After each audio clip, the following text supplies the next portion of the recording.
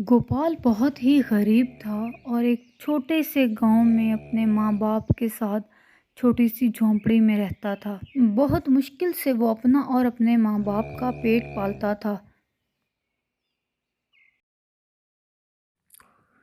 अम्मा, क्या तुमने खाना खा लिया है या मैं कुछ बना दूं? बेटा, मेरी फिक्र छोड़ो, तुम अपने बारे में कुछ सोचो। मैं और तुम्हारे अब्बा तो पता नहीं कब तक हैं। तुम अपनी शादी कर लो और अपना घर बसा लो। तुम्हें सारा दिन इस तरह काम करते देखकर मुझे बहुत तकलीफ होती है। अम्मा, कर लूंगा शादी भी। शादी कहीं भागी तो नहीं जा रही। मुझे और भी बहुत काम है, तू मेरे लिए परेशान मत हुआ कर। बेटा, तुम्हारी माँ ठीक कहती है, तुझे अब शादी कर लेनी चाहिए। हमारे बुढ़ापे में हमारा सिर्फ तू ही सहारा है। अब्बा, तू ही बता, कौन करेगा मुझसे शादी? 2 वक्त का खाना तो होता नहीं इस घर में।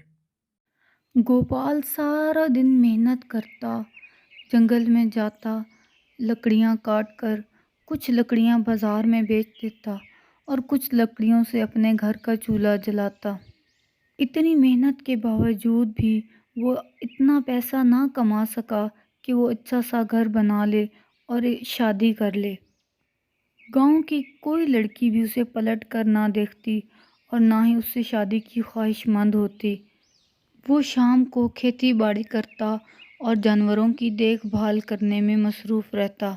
एक दिन काम से वापसी पर उसने कुएं के पास खड़ी दो लड़कियों की आपस में बातें सुनी। अरे बहन, ये गोपाल की तो जिंदगी ऐसे ही गुजर जाएगी, लगता है इसकी शादी नहीं होगी। कौन करेगा इससे शादी, इतना कंगला तो है। ऐसे कंगलों के साथ कौन सी लड़की शादी करना चाहेगी, जो ना ढंग का खाना दे सके और ना ही कोई ख्वाहिश पूरी कर सके। एक दिन गांव में शदीद तूफानी बारिश आ गई। तमाम जानवर और परिंदे अपने घरों के रास्ते भटकने लगे।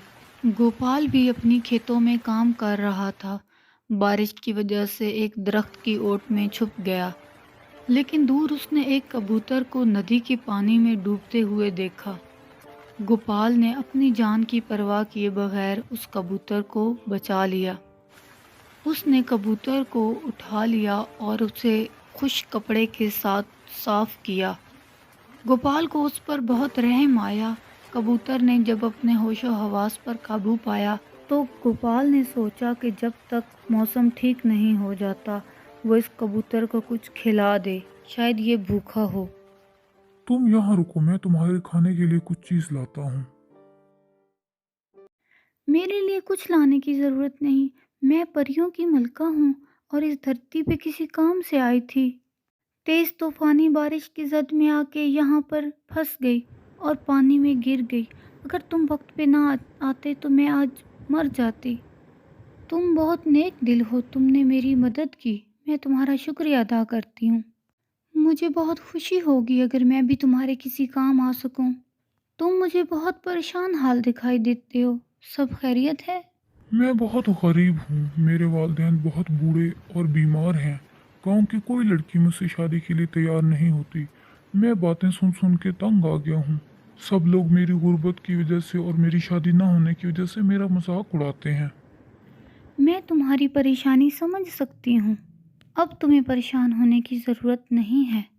ये लो एक आम, ये कोई मामूली आम नहीं है। तुम इसे जब मिट्टी खोद के उसमें दबाओगे तो इससे एक बहुत बड़ा दरख्त उगेगा और उस पर सोने के आम लगेंगे।